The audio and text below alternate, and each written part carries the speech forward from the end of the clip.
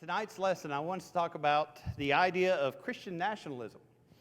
What in the world that means, how that applies to us, and what we more or less see going on in our country.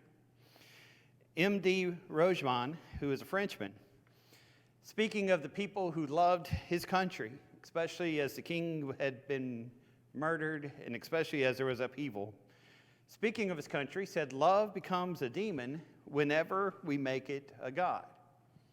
And as you look at many of the vices of mankind, usually what Satan has done is he's taken that which is good and figured out a way to make it evil. Sex is a blessing from God to be shared between a husband and a wife.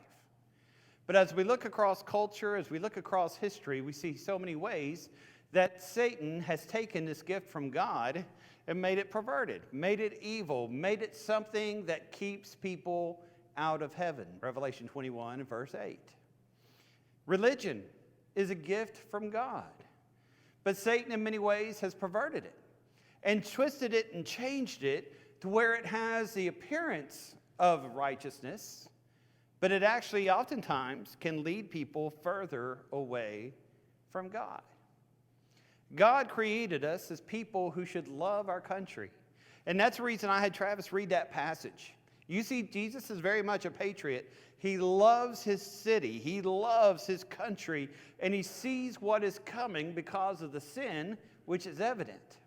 And so as you read through Matthew 23, you see where he laments. It's a woe chapter. Over and over, he says, woe to these people.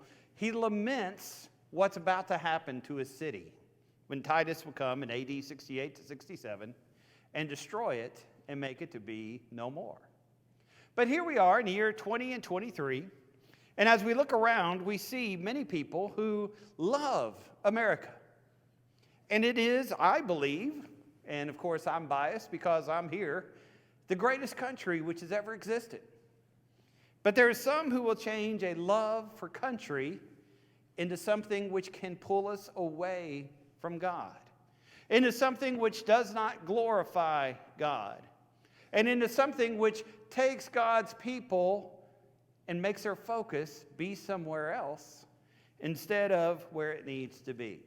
Let's look at some passages, some scriptures which teach us about our heavenly citizenship. Philippians 3:20, Paul writes, "For our citizenship is in heaven, our heavenly citizenship, from which we also eagerly await our Savior, our Lord Jesus Christ." Hebrews 11:13, talking about those who died in faith, says, "All these died in faith without receiving the promises, having welcomed them from a distance, because they confessed that they were strangers and exiles upon this earth." 1 Peter chapter 2 and verse 11, "As pilgrims and strangers, abstain from the fleshly lusts that wars against your souls." Now, this is a difficult sermon. And that's because, three reasons. Number one, I have not found a good definition of what Christian nationalism is. And I think as we work through our lesson, we'll discuss what it looks like, what it is, when loving your country is good, and when loving your country can bring you to a place of danger. Reason number two, few people will admit to having a problem of a misfocused allegiance. And number three, sometimes patriotism is a very good thing, and there's some times where it can be a bad thing. What is Christian nationalism? It's making God American and making the church and our country to be equivalent. To think of our country as a theocracy, as our country is the only one that's loved by God, the only one that is important to God, and the only one who stands for God today. It's to make America and God to be the same. And we've got to be careful about this. Now, if you want to research this a little bit more, much of this lesson I got from a book by C.S. Lewis. It's called The Four Loves, and it's about 2 or 3 pages worth of stuff. Now, if you've ever read C.S. Lewis, he uses a lot of words I've not yet figured out. But he's a pretty good author. And so some of this comes from him, a very small part of it. But I think it's a lesson which is important for us to study, especially as we look at it in light of the Bible. And so we're going to talk about 5 levels of patriotism. Some you should have, and some you need to be careful about. Level number 1, love for home. The love that you have for your house. The love that you have for your community. The love that you have for the things that you remember when you grew up. You remember when you were a child in your house, what your bedroom looked like, what the hallway looked like, what it looked like to see your mother or father cooking. You remember what high school and middle school were like when you were growing up. Do you still remember the things that you ate back then, things which people don't even think about eating today? I remember eating liver as a young child. I'm glad they got rid of that. But there's also some things that I really, really loved about growing up and where I grew up and the experiences I had when I grew up. The love for home is a healthy thing. God put you in your place and your time for a reason. We'll talk about that a little bit later. Esther 4 and verse 14. God put you in your place and your time for a reason, Acts 17. And that is in a large part of what makes you, you. You're different because the way that you grew up. You're shaped by the family the structure that you grew up in. You're shaped by the education system of where you went to school. And it's good to love your alma mater. It's good to love your hometown. It's good to love where you came from. And that's what we see happening there in Matthew 23. As Jesus looks over the temple of Jerusalem and he mourns because he remembers being there as a 12-year-old. He remembers healing people at the gates. He remembers all the different things which would happen around there. And he's sad because he sees what's coming. Level 2 goes beyond that. It's a love for our country's past. You remember taking your history classes. I grew up in Texas. We had 2 years of Texas history and 1 year of American history. That may say something about the state. But most people have 2 years at least of American history, and you cover all the big events which happened. But maybe even more so when you're in elementary school, you remember the stories, the fables. George Washington, did he cut down that cherry tree? Well, he could never tell a lie, could he?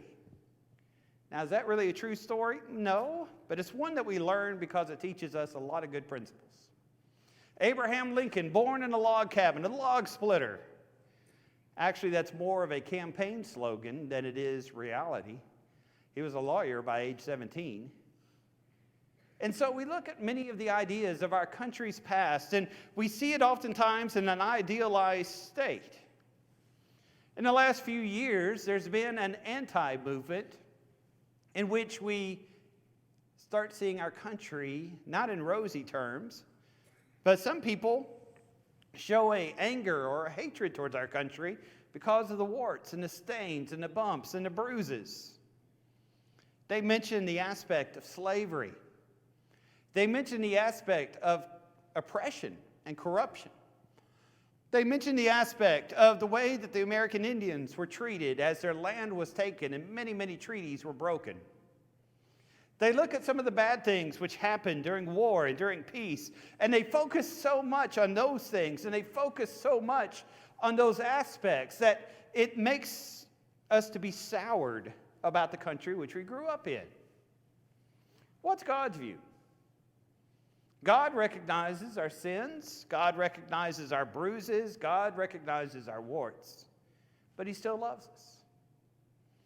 God recognizes that sometimes our own story turns out to be a little bit of a fable because we see everything with rose-colored glasses.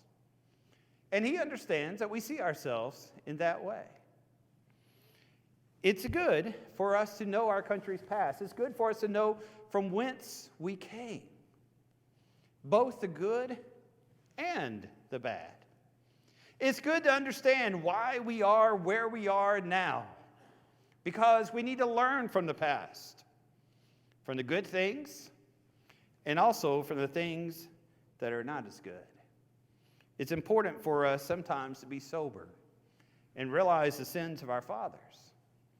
But it's also important for us to recognize the world situation in which they lived and to recognize the good things which they brought forth as they founded our country and as they helped our country to survive many, many different things. Now we go a little bit deeper. Number 3, this is where you run into trouble in the aspect of what we're talking about tonight. When we say, my country is better than your country, we tend to be that way, don't we? Sometimes we'll say, man, Kentucky basketball is better than, and then we remember how the season's going, but it's better now. But we love our sports team better than we love anybody else. For the next hour and a half, the Dallas Cowboys will still be in the playoffs. Then after that, it gets pretty questionable. We love our families more than we love anything else, don't we? And sometimes we tend to be proud of ourselves and look down on these other people. We see our country and we see its constitutional system. We see the wealth that this country generates. We see its military might. And perhaps because of what we've heard, because of what we've gone through, we thumb our noses at some other folks. There was a book written in 1958 or so called The Ugly American, written by Eugene Burdick. And it was a book which was a bestseller. It's been in the top 20 as far as political books for, at least 70 years now. And the title of it, The Ugly American, is actually a play off another book in the 1950s called The Real American. But the subject matter of The Ugly American is a diplomat who travels to Southeast Asia. And he sees the people being a third world country, and so he feels superior. And in this book, since he's superior and since America's so great, if you want to come and talk to the American liaison, you have to speak English. If you want to meet this person and work in his terms, you have to use the American dollar because America in his eyes were superior. His mind was superior. Now in this book, the communists who were there, the diplomat actually learned the local language. The diplomat actually began to eat the local food. The diplomat, instead of sitting in his office sequestered away from all the filth, was actually out in the community. And in the book, we find that the American, because he's acting ugly, actually fails at this time. It's kind of a view of pre-Vietnam era. Now, that's a political book, but how would it apply to us today? How often do we sequester ourselves in a beautiful church building, but you don't hear us speak of God anywhere else? How often, if we expect somebody to come to Jesus, do we expect them to show up at our services and learn from our sermons and then come forward during the invitation? How often do we look down on everybody so much that they actually don't want to be around us? Getting back to the nature of what we're talking about tonight, talking about our country, we have to recognize the power of the church. Colossians chapter 3 and verse 10 says, "And you have put on the new man who is renewed in knowledge according to the image of him who created him, where there is neither Jew nor Greek, circumcised or uncircumcised, barbarian, Scythian, slave or free, but Christ is all in all." What is Paul saying in that passage? Paul is saying to the Jew, I became a Jew. To the Greek, I became a Greek, that I might perhaps win some of them. Did Paul have a better culture? Well, he's a Roman citizen. Did he have a better background? Well, he was a Jew. As a matter of fact, for a short time at least, he was a Pharisee, a ruler of the Jews. And yet, instead of having that superiority complex, he saw the nature of all people as being equal and needing to come to Jesus. There's a danger that comes when we do mission work. When we do mission work, there's a danger that we're creating American Christians rather than just Christians. Now, let me explain that for a while. I've mentioned several times in my Bible classes, if you would come here in the auditorium on Sunday or Wednesday night, that the great danger is hyphenated Christians. Some people say, well, I want to be a Christian, but I want to be a denominational name Christian. And hyphenated Christianity gets us in great trouble. That also works with nationalism. I want to be a Christian, but I want to be an American Christian. I've had opportunity to do short-term mission work in Russia, in England, in I think 13 different Caribbean islands, Honduras, and Brazil. No, not Brazil, just Honduras. And one thing I've noticed is oftentimes we're comfortable with how we do church, and so as we're teaching these people the gospel, we expect them to worship in the same way that we do. Now, I'm not saying that it would be okay for them to change the 5 acts of worship that we read of in 1 Corinthians chapter 10 through chapter 15. The aspect of the Lord's Supper on the first day of the week, the aspect of preaching from the Word of God, prayers and singing and giving on the first day of the week. But what I am saying is that when we insist on how we do church, you have to meet Sunday morning at 8:30 or 9:30. You have to meet Sunday night. You have to have an invitation song. You have to do the different things that we insist on people doing. When you insist on them following your culture as well as following Christ, you end up creating a church that's not as powerful as it could be. I'll never forget a missionary arguing with a man in Dominica.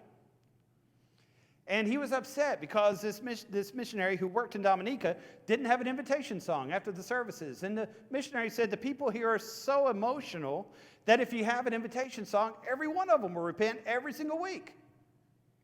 And he said, it's so different here than it is in America because the people are more emotional. It doesn't fit the culture. Was it okay to have church without an invitation song? I've never done it. But it's not a requirement of Scripture. And there's many other aspects of Americanism that we need to be sure that we don't export as we do our mission work. There's many traditions which happen today that we need to recognize are truly more so tradition and not law. Well, does this have a New Testament backing to it? In Galatians 3 and other passages, you see where Paul is warring against those who are Christians, but they're calling people to be hyphenated Jewish Christians. And they say, yes, Gentiles can come into the church as long as they're circumcised, like it's always been done before. Yes, Gentiles can come to the church as long as they follow those eating regulations that we read about in Leviticus. Yes, these Gentiles can become Christians as long as they convert to Judaism as well. And Paul, over and over and over in his teaching, insists that we're not hyphenated Christians. Jew, Greek, slave, free, male, female, we are all one in Christ Jesus. But I take a step back and I look and I say, this is what I grew up with. And I think this works better than anything else. And so, of course, these people need to do it. And I look at my money, and it says on that money, in God we trust. And I read our Declaration of Independence, and I read our Constitution, and I read our founders' documents, and they speak of God. And this is the first country founded on those ideas of Christian principles, pulling away from the executive king and giving the power to the people. Yes, democracy was invented by the Athenians and other groups, but it was fully and completely implemented by this country. And so I think this is the greatest country that there's ever been. Is it? My opinion says yes. But before I insist that everybody else agree on that, I remember the Bible. In Daniel chapter 2, Daniel's working in the most powerful country in that world to date, the superpower of Babylon. And God appears before Nebuchadnezzar and tells him about a dream of a statue, head of gold, chest of silver, thighs of bronze, you go down on and on and on, even to the point where it talks about the days of the Romans. But there's an interesting thing happening in the interpretation of this dream. In Daniel 2:44, a stone comes forth. That rock that we'll read of in Matthew 16. The fact that Jesus is the Christ. And the stone grows and grows and grows, and it crushes every kingdom. Babylon, Persia, Greece, Rome, and every kingdom which has come since.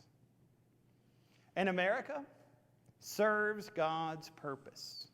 According to Acts 17, the Lord has set our boundaries and set our times and set our strength. And so we must put our faith in God rather than man. And so, yes, I'm an American, but even more so, I'm a New Testament Christian. In John 3:16, for God so loved America. Now, that's not what it says, is it? For God so loved the world. As our children will sing, red and yellow, black and white, they are all precious in His sight. Jesus loves the children of the world. And that's why Matthew 28:18 through 20 tells us to make disciples of all the nations. That word nations is a little bit of a mistranslation. It actually speaks more of all the ethnic groups that were existent in that day in the Roman Empire and are existent throughout our world today. People of every tongue, people of every color, people of every culture need the gospel of Christ. And so, yes, I love America, but our mission is greater than America. Our mission is God, and to put God first in everything that we do. Now, level 4. Level 4 was very prevalent in the 17th, 18th, and early 19th century. Colonialism. The white man's burden. It's our job, England's job, Great Britain's job, to fix the world. And as you look across the history, we see where England comes to India and changes India and modernizes India. And you see where they do the same thing to China. And you see where they do the same thing to many African countries. They saw their job as fixing, as controlling, as ruling other nations. But the question is, do people have to be like me to be good? Do they have to act like I act? Do they have to think like I think? Do they have to look like I look? God loves all people. What are some signs of Christian nationalism working in us today? Does your emotional state rise and fall with political events? Do you think, oh no, if this person wins the presidency or wins the Senate or becomes mayor, we are doomed as a church? An early Christian father, Jerome, he was an African bishop. And when Rome was overrun about 312 AD by the barbarians, he wrote a letter. And in that letter, he said, if this city falls, can Christ truly be Lord? In his view, Rome should stand forever because it contained the bones of both Paul and Peter, so God would never let it fall. And yet it fell. How does our emotional state do?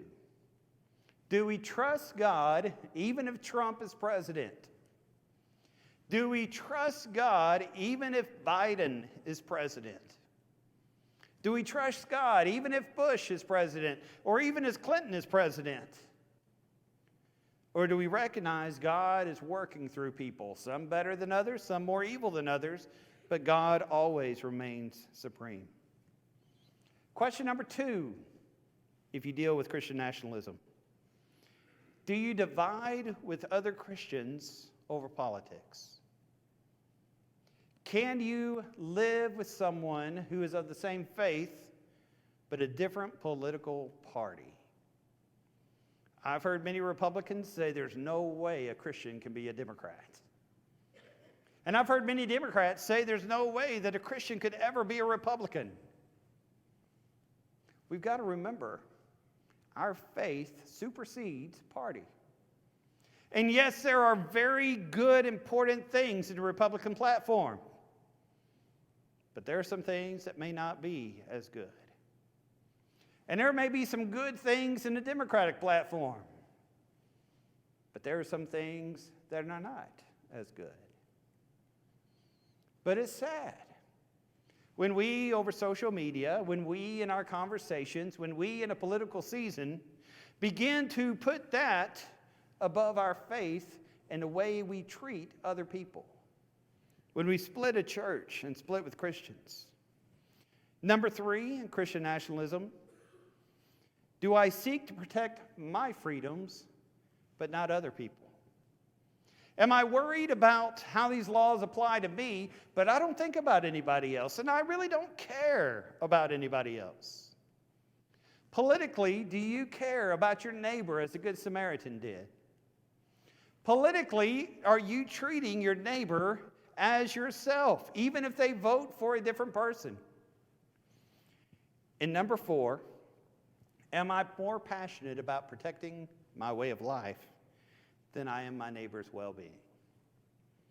In the parable of the Good Samaritan, there's no reason that Samaritan should have stopped by the side of the road. Racially, he was different. Religious-wise, he was different. That person who was hurt on the side of the road, if the thing had flipped, that person most likely would have kept right on walking. But the Samaritan knew. He knew who was created in the image of God. He knew what he needed to do as a God follower.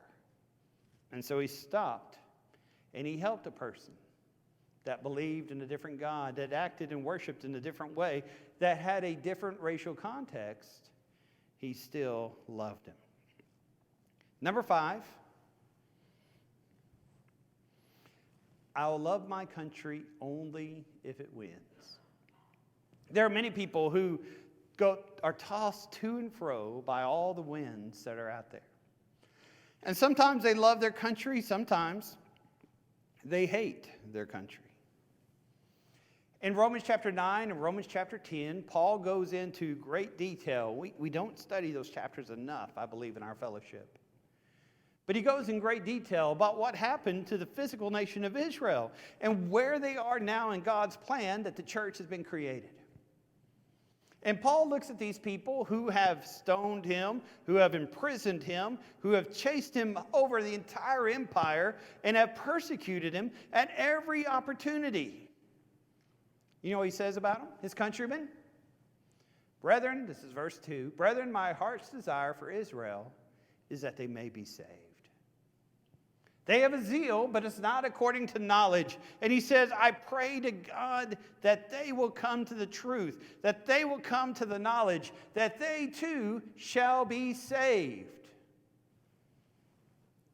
We need to love our country, especially the souls of the people in our country, whether we're focusing on the warts or we're focusing on the good. We need to pray for our king. We need to pray for our country. We need to pray for our rulers because God has commanded us to, and because we wish and desire that God lead our nation to godliness and being what it needs to be. Whatever nation we're in, whatever state our nation is in, I hearken us back to Esther chapter 4 and verse 14. Esther is in a country where they are killing God's people and planning on doing it, making it legal. Esther is in a situation where she risks herself for standing up for godly values, and she's afraid to do it. And her uncle Mordecai comes and speaks to her. And he says to her, Esther, you were put here for such a time as this. But if you don't do it, God will call someone else to come and fill your place. I want to tell us tonight, here in Marshall County, here in the Commonwealth of Kentucky, here in the most powerful nation on earth in our day, God has put you here for such a time as this. In what way can you make our world better? In what way can you instill godly principles in our culture and in our society? There's a danger of over-patriotism, you might say. Let's go to our last slide. Some people have shouted the name of Christ, but instead served Molech. Some people worship God with their lips, but actually their hearts are far from Him. Some people are torn in their allegiance. And while I'm proud to be an American, I'm proud to be a member of the state of Kentucky, I recognize God comes first in every situation.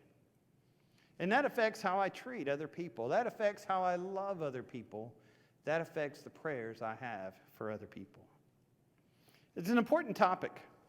And it's a topic we always need to remember of where is our allegiance.